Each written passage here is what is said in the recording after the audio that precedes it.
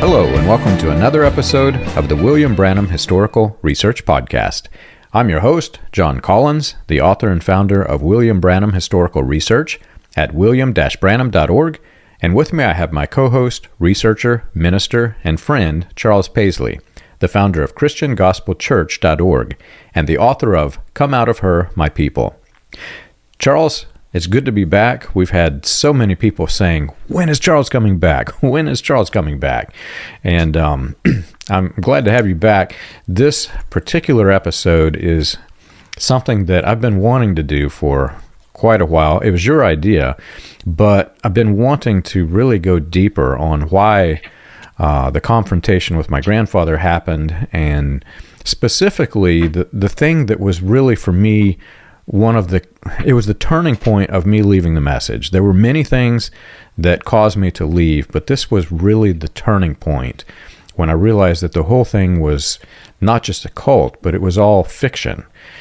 And I'll let you introduce it, but to set up the story for you, we have got an onslaught of mail. I've got phone calls, text messages, chat messages. We got bombarded on the on the YouTube channel with hate messages. I'm sure some of the people have seen it, but the thing that we're talking about right now is one of William Branham's alleged 1933 prophecies.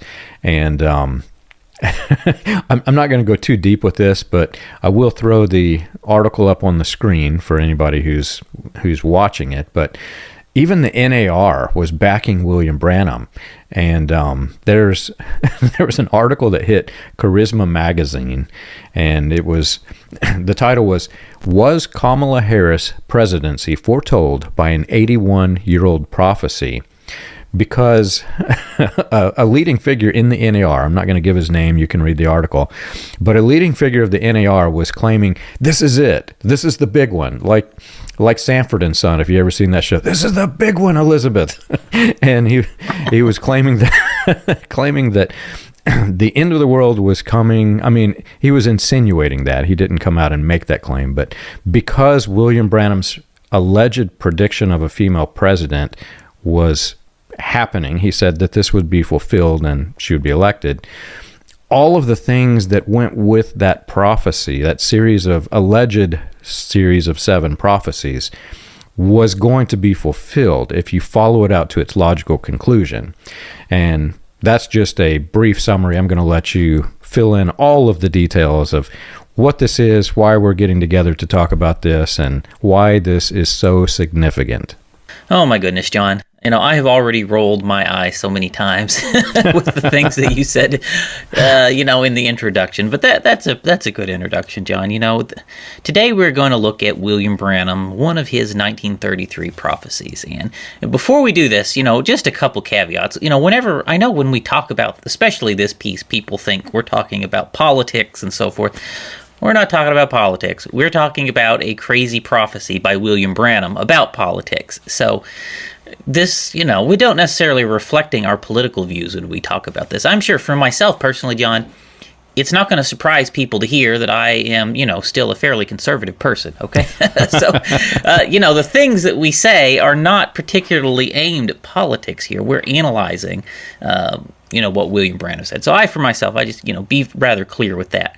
But William Branham had this prophecy back in 1933, right? And that is the official line. Now, if our listeners remember, we did episode number 33. You can go back and find it. Hey, we even lined the numbers up there, right, to make it easy to remember. Episode 33 on the 1933 prophecies. And if you want more details, go check that out. But the short of it is, this whole set of prophecies is a scam. William Branham never had these in 1933. That is totally, absolutely made up and can be proven to be made up, right? Go back, check that episode out. This never happened. William Branham invented these prophecies in the mid and late 1950s, okay? And when he did, he already told, like the first time he's telling them all, he says they're all fulfilled but 2, right? And one of the 2 that he says was not fulfilled when he started telling the story in the late 50s was this prophecy about a powerful woman coming to power in the United States. And before we talk about it, let me just read the prophecy by William Branham. And this is from his 1960 sermon, Condemnation by Representation. In this sermon, William Branham claims to be holding in his hand a piece of yellowed paper on which he wrote the prophecies down on in 1933. Okay? And there's a couple times he does this on tape where he's claiming to be reading these off the yellow piece of paper he wrote them on. So I would suggest, if you want to know what's probably the most accurate, go look at the sermons where he's actually reading it off of a yellow piece of paper. And he says in that sermon, "Then when these women help elect the wrong person, then I see a great woman rise up in the United States, well-dressed and beautiful, but cruel in heart. She will either guide or lead this nation to ruination." I got in parentheses, perhaps the Catholic Church. And that is the full extent of what William Branham had wrote on the yellow piece of paper that he supposedly wrote them on in 1933. And so, with that, John, I'll turn it back over to you. Yeah, Charles, this is so significant for people who were raised in William Branham's message cult of personality. But to be honest, because there were so many people connected to the latter rain, and this was a latter rain prophecy in its inception, that grew into the charismatic movement and many other splinter groups. This was a significant prophecy for a majority of the Pentecostal people in the nation who had aligned with latter rain. They all believed William Branham was an end-of-days prophet, and as we mentioned in, I can't remember what episode, but T.L. Osborne, who was significant in helping to start the shepherding movement, the Word of Faith movement, many other charismatic, the name and claim it, prosperity gospel kind of thing. He was significant in that, and he was part of William Branham's deity cult. So he believed that this was a end of days prophecy tied to the rest of the seven, and everybody who was connected to the people who believed this would have accepted this, just like the article that I mentioned from Charisma magazine.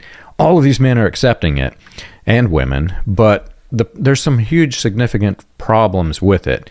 And this was significant for me in my journey out. I briefly mentioned this, I think, I can't remember what episode, but we were talking about the 1933 prophecies. But in 1955, William Branham introduced this claim that he had prophesied way back in 1933 that a female would become president. And this prophecy began as a female. And what happened over time? He started introducing little elements over time into this, trying to belittle the women and insult the women. And you know how it developed, but he added things like, and the women were going to be allowed to vote, and they would ruin the nation, which is so awful, man. Can you imagine being a husband and sitting there and listening to this man on the platform insult your wife? And the irony is, women were already allowed to vote. But he would tie all of these little pieces together. The problem was, as I discovered while I was in the message, the climax of this, and remember, this began as a female president prophecy, but the climax of this, he started claiming in 1960 that 5 of his alleged prophecies that he invented in 1955 had been fulfilled. This is 1960. The exact quote, he said, how many remembers that vision here in the church, said that even how Kennedy would be elected in this last election and how that women would be permitted to vote. You can't get any plainer than that. He's saying that Kennedy was the guy, right? And because this was a critical flaw with his female prophecy, Kennedy being a male and the prophecy being a female, he said, and I got in parentheses on the vision, even in yellow paper, perhaps the Catholic Church. So he twisted it from female to Catholic Church instead and said Kennedy is the guy. In 1962, he reaffirmed this. He said in the sermon, A Super Sign, he said, several years ago it predicted exactly how the Maginot Line, what would take place, exactly Kennedy would take place, and this would be the Catholic president ruling here. So multiple times, not just one, I think not just two, I think there were several times, up until Kennedy's death, Kennedy was the guy. This was the end of the world. The end of the world is coming. I, your prophet, William Branham, declare to you that my female president prophecy is fulfilled with this man, which is, it's absurd, man. And so this was one of my tipping points. I mentioned whenever I was discussing me leaving the message, there were several critical flaws that caused me to wake up. But this was the tipping point, because it does not get any plainer than this, that this is a failed prophecy. So I went to my grandfather via phone, and I'm talking to him, and I just simply asked the question. I said, Grandpa, how is a man being elected the fulfillment of a female president prophecy? And worse, why are all the message pastors claiming that in the future a female will be elected president when he said it's already fulfilled? And Grandpa's response, as I've mentioned several times, he said, people have known this for years, John. What does it hurt you to believe it anyway? And I'm like, what do I believe, man? How can I believe this anyway? It doesn't even make sense. And then I started going back in my mind, and I'm sure you've done this too with all of the thoughts of the female president. Every 4 years, we had to sit and listen how it was fixing to happen and the world was fixing to end. There was no excitement, no joy, happy we're going to go see Jesus. Doom and gloom, the world is going to end because either it's going to be a female, or it's going to be a male, or it's going to be the Catholic Church, or maybe she's going to be a vice president. When you add all of these up, Charles, every single election, without fail, every single election can fulfill William Branham's alleged prophecy. So every 4 years from now until all of this message cult dies out, we're going to listen to how this prophecy has just been fulfilled with the last election. What you're describing, it happens across all of the sects of the message. My pastor, probably 15 or so years ago, was saying that Hillary Clinton was the woman president prophecy. And I remember approaching him, as another minister. I remember approaching him and saying, didn't William Branham say it was Kennedy? And he's like, oh, I don't remember. You dirty liar. They were, John, my pastor and your grandpa were sitting in that church saying, amen, amen, when William Branham said it was Kennedy. Them dirty dogs. Like, what in the world? Like, it's on tape, right? Like, what do you do with that? And yeah, you want us to play along with you. No, you guys are just a bunch of fools. It's just craziness, and I don't have a whole lot of patience for some of that stuff anymore. But you're right, John. William Branham, when he told this prophecy, it changed every time he told it. Every time he told it, there's new details coming out. But I read to you that quote off of the yellow piece of paper he supposedly wrote it down on in 1933, right? And so if that is what he wrote down in 1933, everything he monkeyed with it after, right, probably isn't even real, right? But after over the years, he added down that it's going to be a woman in purple, right? A woman in purple was not even in the original version of this thing, right? That was something he made up later. And over time, he said, well, maybe it's a woman vice president, or maybe it's the vice president, or maybe it's the president, or maybe it's a first lady, or maybe it's just some woman in government, right? Like, it gets all of these different permutations where it can be all kinds of different possible things, right? As he tells these things over the years. And by the time, Kennedy gets elected, you are absolutely right, John. William Branham said, I think close to a dozen times, emphatically, directly, plainly, incontrovertibly, that John F. Kennedy was the fulfillment of the woman president prophecy because he was a Catholic. He was the first Catholic president, and he was pinning it on that.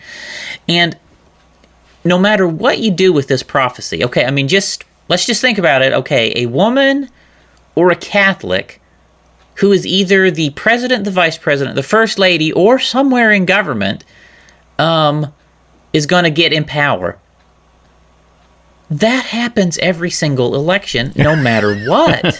It's describing, simply, it's describing an election. Okay, you take this last election. Okay, well, we had Kamala, right, as the Democrat candidate.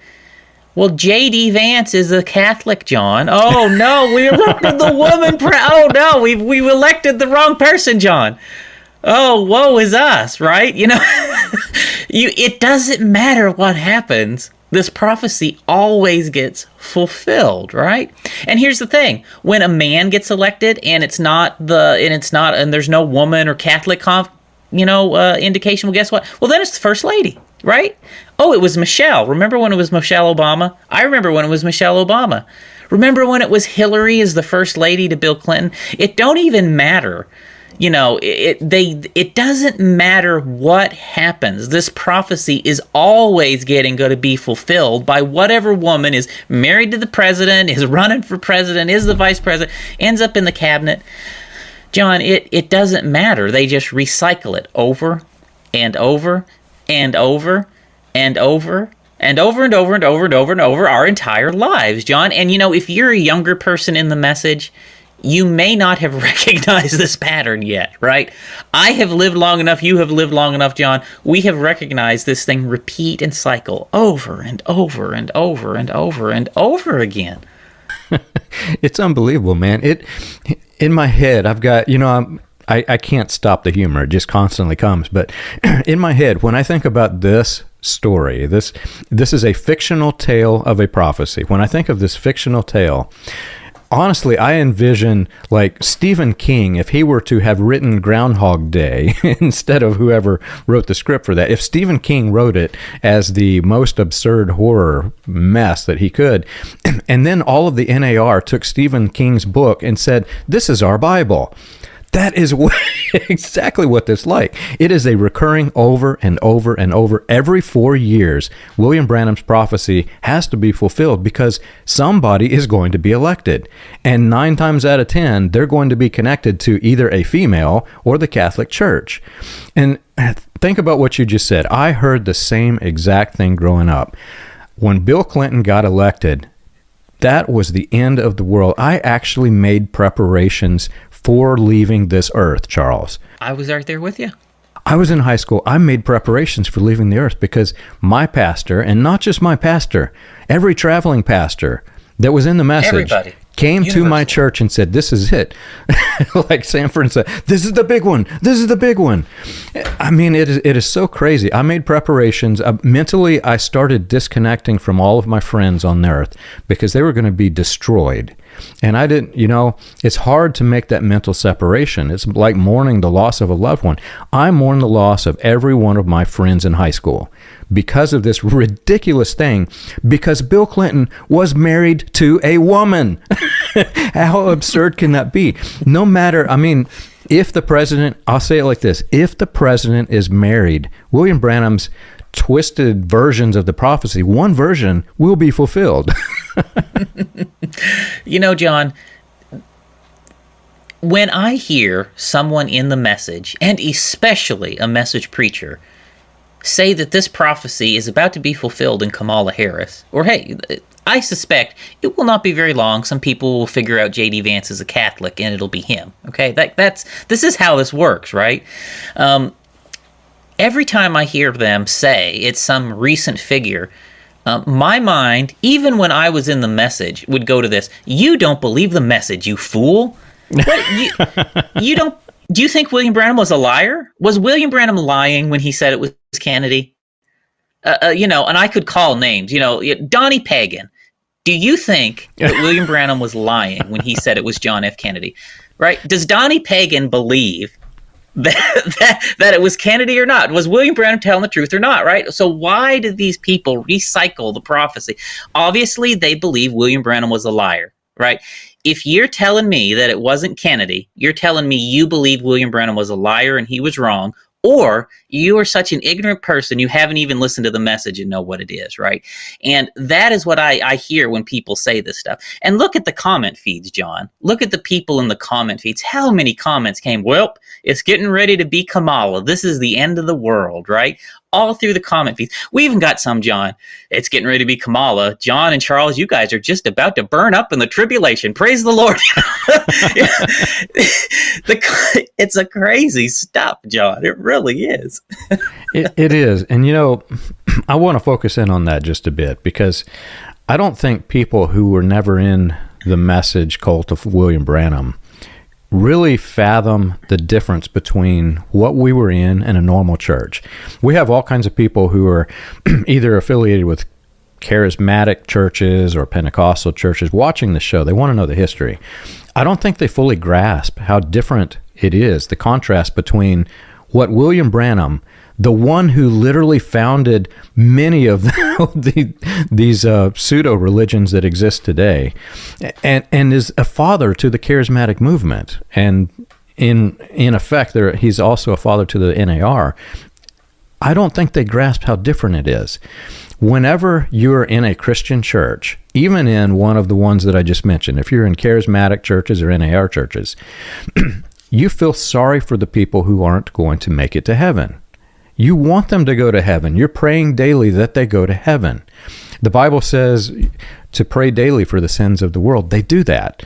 I'm not going to say that they have Christianity down perfect, but at least they do have that part perfect, because that's one of the fundamental core elements of Christianity, is to love your neighbor as yourself. In the message, they do not want that. They want you to burn in hell. If you did not believe the prophet William Branham, they want you to burn in hell, and they are very open about telling you this. So they come on the comment feeds, and I'll be sharing a few of them on the video feed if you're watching the video, but the comments are ridiculous, Charles. It's not a plead, come back to Jesus. It is more like, I'm right, you're wrong, you're going to hell. And praise the Lord, you're about to burn up because Kamala's elected. And I've reached the point, I don't even respond to it, because like I said, all it takes is for one of the presidents on either side to be married. And if they're married, they're going to fulfill one version of this. They don't even have to be Catholic, like we mentioned with Bill Clinton. They don't even have to be Catholic. As long as they're married and one or the other is a female, praise God, William Branham was right. There was an election and the president was married, and one of them, either the president or his wife, was a female. It's crazy, isn't it, John? It really is crazy. And so at the end of the day, all of these prophecies that William Branham had in 1933 are all terribly, terribly flawed prophecies. I think when we did the 1933 episode, the first four are absolutely false prophecies, right? I mean, he talked about there's going to be a big battle where the Americans are going to take a beating at the Maginot Line. That never happened. The Americans never had a battle at the Maginot Line. He would just make this stuff up. And then he gets to this one, right? A powerful woman, Catholic, is going to come in, and it's already in a pattern of junk prophecies leading up to it. So why should we believe this one? It's been a pattern of junk up to this one. Well, this one is obviously junk too. And it's one of those things, it's impossible to not be fulfilled. So that also makes it an invalid prophecy, John. This is no different than William Branham prophesying the sun is going to come up tomorrow. Oh, wow. Sure it will, right? Yes, a woman is going to be elected president, or Catholic is going to be elected president, or there's going to be a powerful first. I mean, it's going to happen. It's going to happen. And through my life, John, I mean, we could just go back through the string of stuff, right? Like right now, it was supposed to be Kamala, obviously, was the most recent iteration. Well, before Kamala was running, they say it was her as vice president, or guess what? President Biden was a Catholic, right? I heard it, used that way too. Before him, it was Michelle, John. They were saying Michelle Obama was it. I heard that one quite a number of times. Before that, it was Hillary, because Hillary ran for president against Trump the first time, right? It was Hillary. It was supposed to be Hillary. Before the Obamas, you go back a little bit, it was supposed to be Hillary as first lady then. Right back in the 90s. And you can follow this pattern with them all the way back to William Branham in the beginning saying it was John F. Kennedy. And this has been so many people over and over and over and over again. And people like us on the outside, when we look at look at what they're saying. I mean, and we apply simple logic. Okay. You told us Kamala is the fulfillment of the seventh vision, and the fifth, sixth vision, whichever one it is in there, and the world is all about to end. But then she didn't win the election. And we're still here, John. Well, guess what? You guys have a false religion. That is the natural implication. You have a false religion where you are telling people lies. You told people Kamala was it. The end of the world was going to happen. You are a bunch of wicked liars. There's just no way around that, right? And you have done that sort of stuff. They have done that sort of stuff over and over and over. This is why we call the message a doomsday cult. The message is a doomsday cult. It predicts doomsday over and over and over and over again by all different kinds of means, and it never happens, and the people live constantly in this doomsday mode. And it's shameful, John. It really is shameful, and it's absolutely wicked lies, that these people do. It gets under my skin to an extent, the way that they do it. And the one thing we can say, there is something good about all this, John. It proves to us that the message leaders especially are consistent. There is a consistency to them. They are consistently wrong. They are consistently wrong, John. And one thing we can say, whatever this female prophecy may or may not be, you guys don't have a clue of anything about it. You have proven a long track record of having not a clue. So therefore, we are safe in ignoring everything you say because you've proved to us repeatedly you do not have a clue. Yeah. One of the things that's so ironic about the message is that a large majority of the following is in Africa. There are some in the United States, but the majority of the people who believe William Branham to be a true prophet of God come from Africa. And most of the hate mail obviously comes from Africa because that's where the majority of the following is.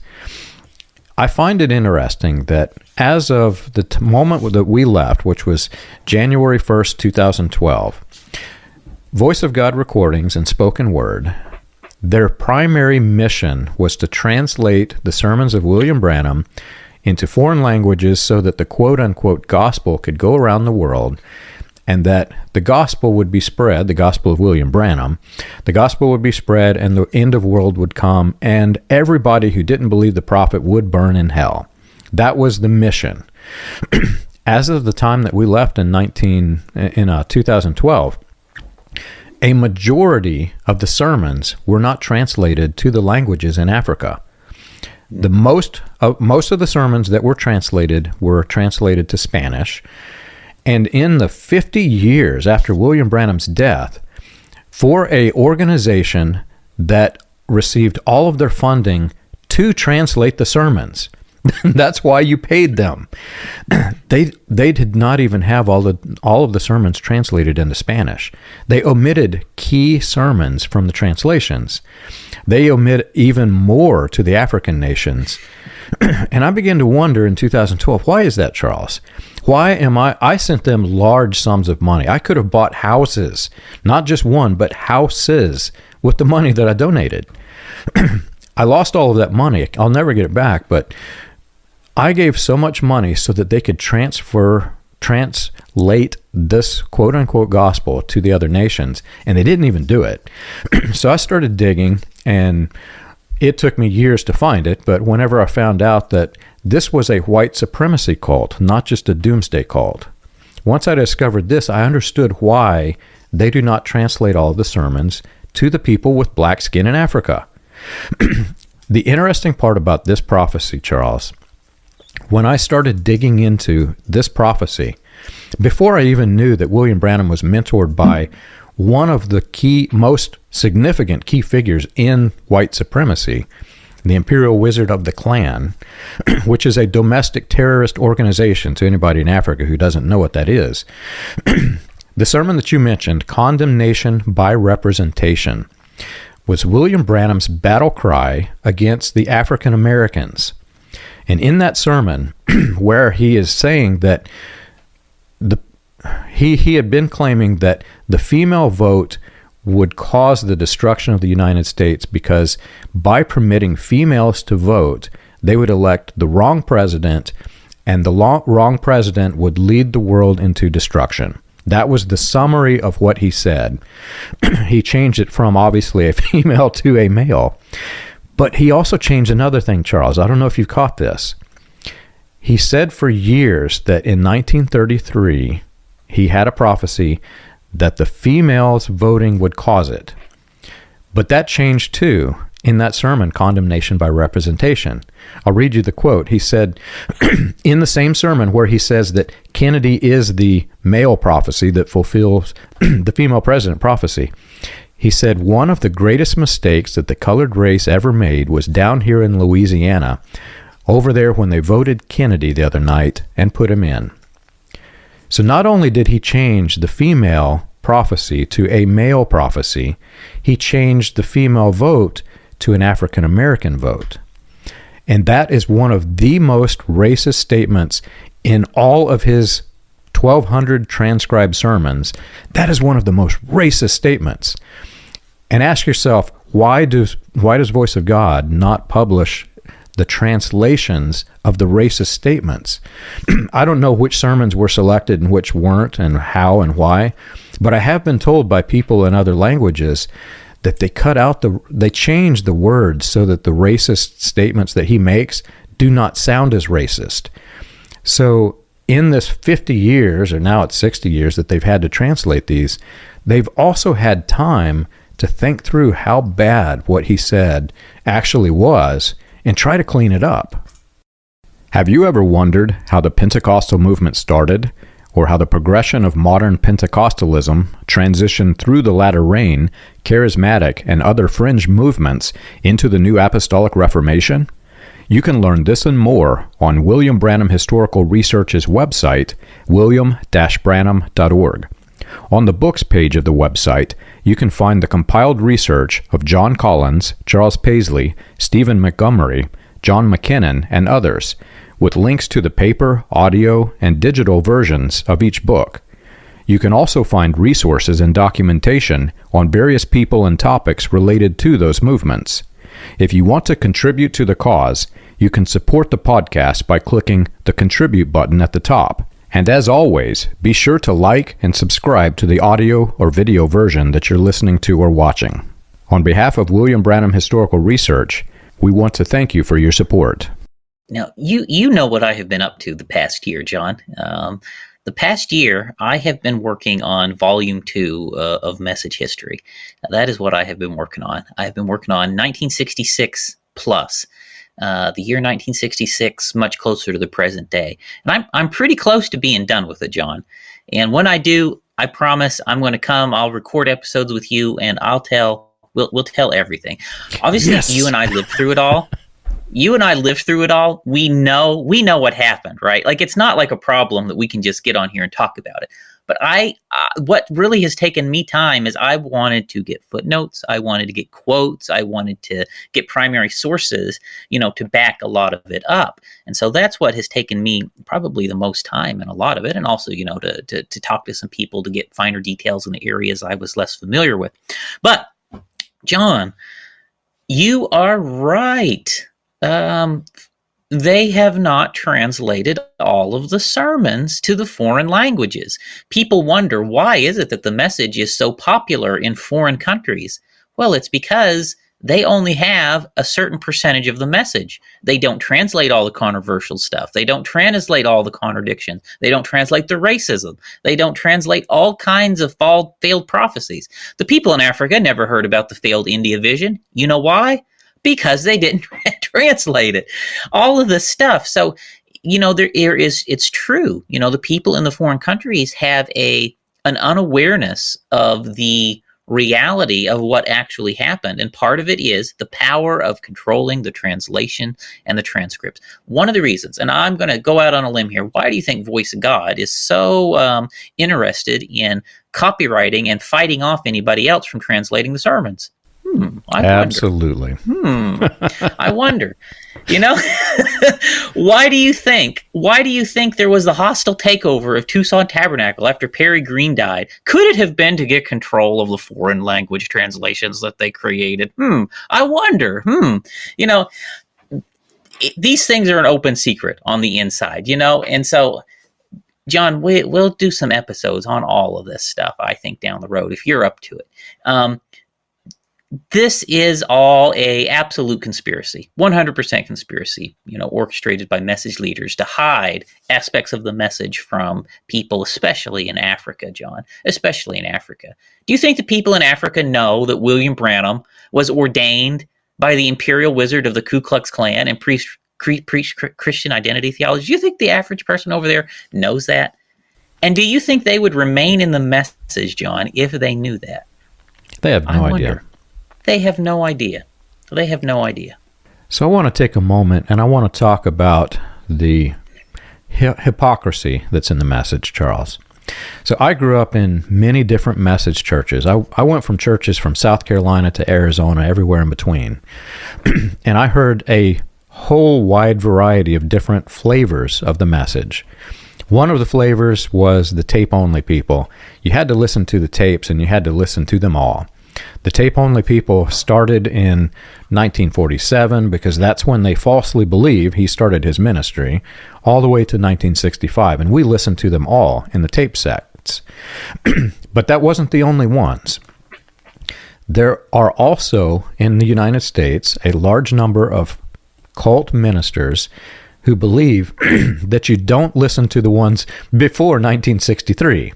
Which is absurd, man. This is a prophet of God. Let's ignore a majority of the prophet's sermons. But that's what they believe because they know just how bad it is in those years prior. And the irony in that is 1963 forward is where he kind of goes off the rails with his mental health. But anyway, these ministers who believe the 1963 forward, they are largely responsible for the spreading of the message, which you'll cover, I think, in your next book. These men carried it far and wide. And they're all proclaiming that a female will be president and the world will end because he said so. These ministers have one job, Charles, and that's to study the Word of God, which to them isn't the Bible, it's the words of William Branham, the quote-unquote spoken word. So they study from 1963 to 1965, which significantly cuts out the number of sermons. So it's easier for them to study. William Branham did not stop claiming that President Kennedy was the fulfillment of the quote-unquote female prophecy.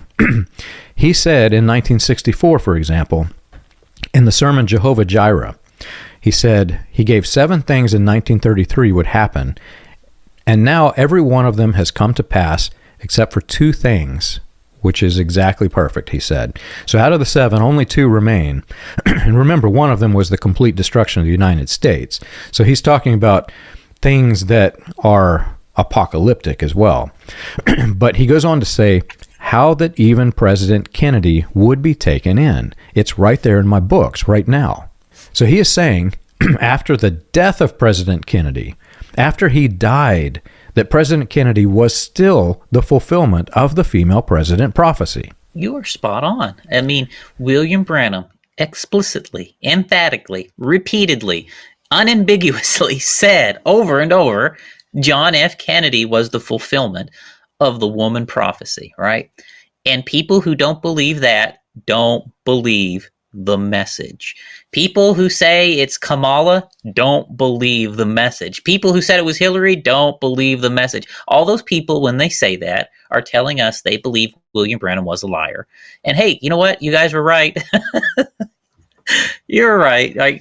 They were right, John. William Branham really was making all of this stuff up, right? And we can't trust him. When he said it was Kennedy, he was probably making that up. And if he was making that up, who knows what else he was making up, right? We should just throw the whole thing away, obviously, right? That is the implications of refusing to admit that William Branham said it was Kennedy. It is so pathetic. And, and when I think about the Charisma magazine article that you talked about, John, and you see the broader charismatic movement, the NAR type folks recycling these prophecies all of these years later themselves, even outside of the message. I mean, it's bad enough the message uses it, but to see notable people out in the charismatic world, descended from the influence of Paul Cain, descended from the influence of Kenneth Hagin, descended from the influence of Derek Prince, all of whom, by the way, stood on the platform and worked closely with William Branham while he was alive. See them repeat these same prophecies over and over and over again without even doing their own homework. Obviously, they never went back to the sermons and read and saw this stuff. They didn't put anything into it, and then they just repeat it. And you think about that. Why did Charisma Magazine republish William Branham's prophecy? And why did they lie to the readers and say it was an 81-year-old prophecy, right? So, I hope Charisma Magazine has some, journalistic standards, and maybe they'll go back and correct themselves. It's not an 81-year-old prophecy. It's a prophecy from the 50s. So what is it? It's like a 60-year-old prophecy, not an 81-year-old prophecy, right? It would really be a good idea if these people would put some investigation into things before they publish it. But that's kind of a hard thing to do when you have a religion that's built on a foundation of myths and legends. I saw many different articles about William Branham in Charisma Magazine, not just the most recent one, and there's actually a few different ones. I pulled up their website. But they also talk very frequently about William Branham's 1933 prophecies. Before there's even, Kamala Harris running, they're still promoting this as though this is true. And they have to know. I mean, anybody who studies even just a little bit, anybody who goes to it's called table.branham.org is the URL. It's called The Table, which is his sermons. Anybody who is a researcher or a journalist who's writing an article about William Branham, the first place you're going to go is directly to the source. You're going to go study the transcripts. And the moment you go to that website and you type in 1933, you're going to suddenly see, wait a minute, this list of 1933 prophecies doesn't match. When I type in 1933 and I go down through the list, I think I've got up to 24 variants, 24 different alleged prophecies of 1933. But each time he says it, he says there are 7. So it keeps changing over and over. We talked about that in our 33 episode. But picture Charisma Magazine and picture all of the ministers who are using William Branham as their stepping stone for their own spiritual glorification. Every one of them that has looked at this has seen what we have seen. All you do is type in 1933 and you see it. Yet, like Charisma Magazine, they all say there are 7 prophecies. Tell me how, Charles, do you see this variation of 24 different prophecies and say that there are 7? How do you choose which 7 to publish? What have they done, man? When they're writing the articles for Charisma Magazine, how did they come to choose the 7 that they chose? Why didn't they choose some, like eating eggs? Why didn't they choose that in the last days, Charles, you should not eat eggs? Why is that not in the list? Oh, I know what you mean. Probably about 8, 9, 10 years ago, something like that. Jim Bakker, the thief and convicted felon, on his television program on TBN. Hey, they got convicted felons running TBN programs, John. I mean, who knew, right? So Jim Bakker, the convicted felon who runs the TBN program for stealing people's money and also still collects donations and stuff. If you want to buy this is okay. This just comes to mind. I got to say this before I answer this question. Say this part. Okay. So Jim Bakker on his program is feeding doomsday madness to people, right?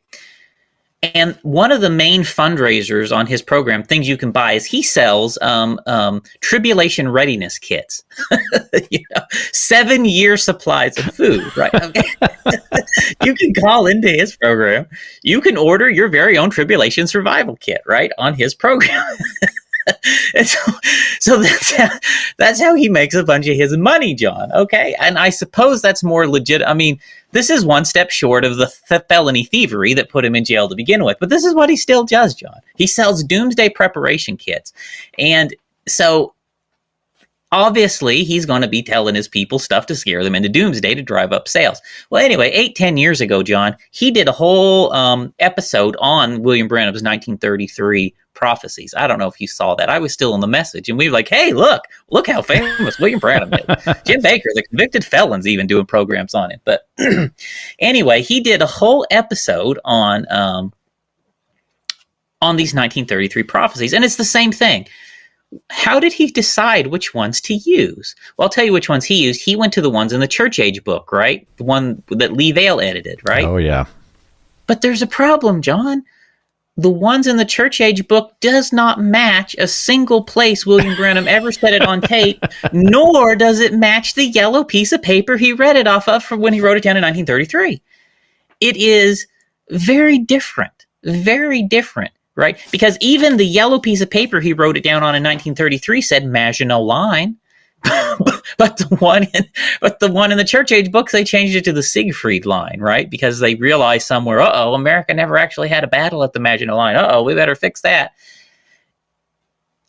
They obviously do absolutely no homework, right? No homework. You guys want to look into this, go find the yellow piece of paper William Branham said he wrote it on in 1933 that he read on tape, and read that version and test that version and discover, as we already well know, the entire thing was junk. It was absolute junk, beginning to end. Well, and you bring up an interesting point. So, Charisma Magazine and all of these people that you're mentioning who are using William Branham as their stepping stone, like I said, they have the same access to the tools. They can search. You can type in 1933 and you can search, or you can type in 7 prophecies. There's different keywords you can use. The one that you're referring to that you keep using 1933, that's because of our programming. We were programmed to believe it was 1933. But on that piece of paper, when he held up and read it, he said, let me read you this paper. I'm going to read, and it says 1932. It doesn't say 1933. So when Charisma Magazine published this, or the minister, the NAR guy who's saying William Branham had these prophecies, why did they choose the 1933 date when his original paper said 1933 or 32? But more than that, Charles. So this is a cult that largely developed into believing William Branham was the prophet for the age, the last church age, because of these exact prophecies, these 7 or 24 or however many they are. Why is that piece of paper that he read from not on display at Voice of God recordings? And why is it that when you call and you ask them, they say, well, he lost it. And it was buried in, they will either say he lost it, or he says on recording it was buried in the cornerstone of the church. And we're not going to dig up the cornerstone, they'll say. They never mention that the cornerstone was dug up, which you and I talked about. But they also don't mention the fact that he read from the piece of paper. So if this piece of paper actually existed, which I sincerely doubt it does, I agree. Why is it not framed? And why is it not like like this is the most prized possession of this cult? It doesn't exist. And yet all of these NAR guys, charismatic guys, Pentecostal guys, I've had people who were not even connected to the Branham movement or NAR or even Charismania, who still believe this. And they'll call me and they say, yeah, he was off the rails. He was wrong in so much doctrine. But those prophecies of 1933, John, they're real. That happened. You can see it exactly. Well, no, man. Hey, maybe the next time, Todd Bentley or Chris Reed or any of you guys come to Jeffersonville to grave soak, why don't you go over and ask Joseph to see a copy of that yellow piece of paper and see if he'll show it to you? Why don't you just go see, right? I mean, Mike Bickle, next time you're in town to go grave soak, why don't you go ask Joseph if you can see, that piece of paper, right? Chris Valentin, next time you come grave soak here at Jeffersonville, why don't you, call up Joseph, see if he'll show you the yellow piece of paper. And if you do, hey guys, will you take a picture of it for us? We'd love to see it. We really would. Recently, this has made news all throughout the United States, Charles.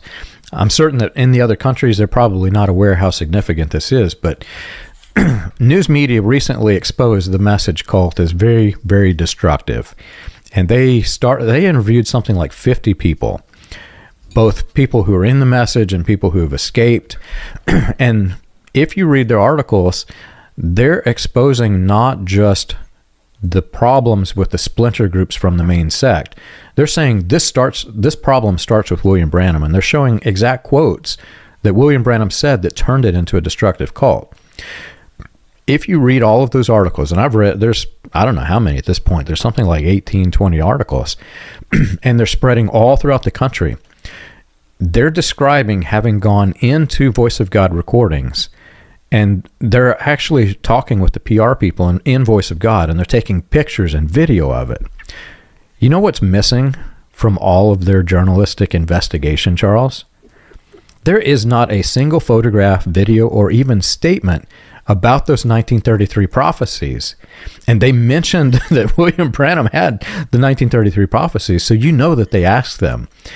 And apparently, according to what I'm seeing in the newspaper, there must have been no response because it is significantly missing from their articles.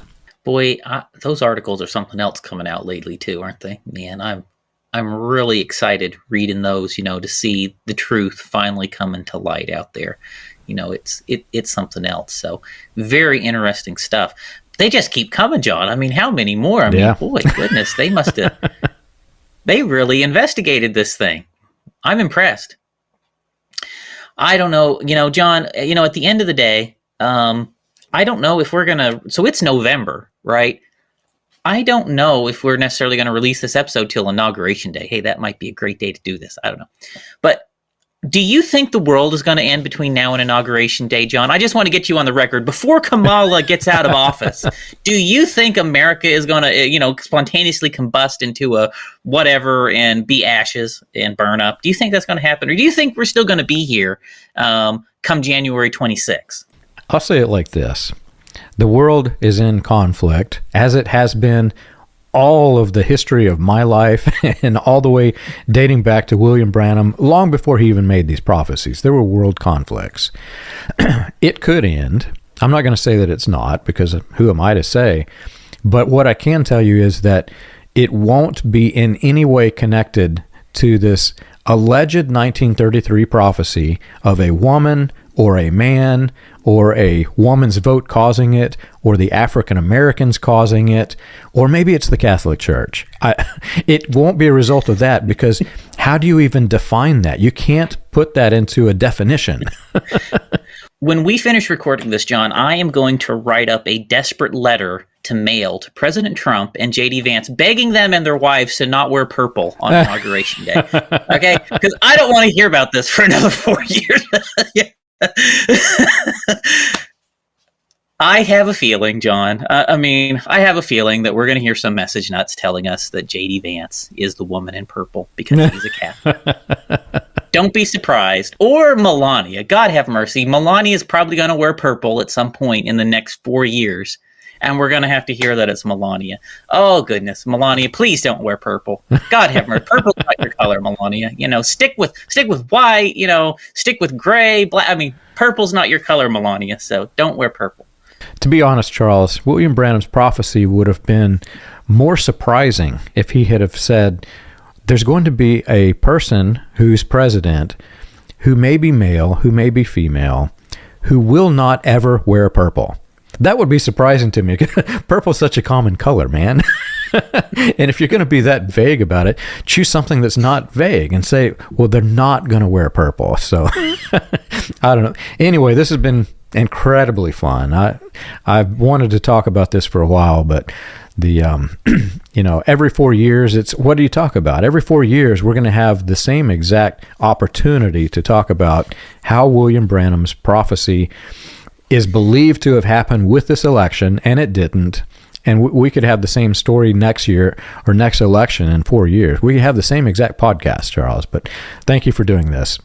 I've enjoyed it, John, and I'm looking forward to getting into recording some message history after William Branham died with you. So stay tuned, ladies and gentlemen. It's soon to come. Yes. Well, if you've enjoyed our show and you want more information, you can check us out on the web. You can find us at william-branham.org and christiangospelchurch.org. For more about the history of William Branham and the healing revivals, you can read Come Out of Her, My People, available on Amazon and Kindle. For more about the dark side of the New Apostolic Reformation, read Weaponized Religion from Christian Identity to the NAR, available on Amazon, Kindle, and soon Audible.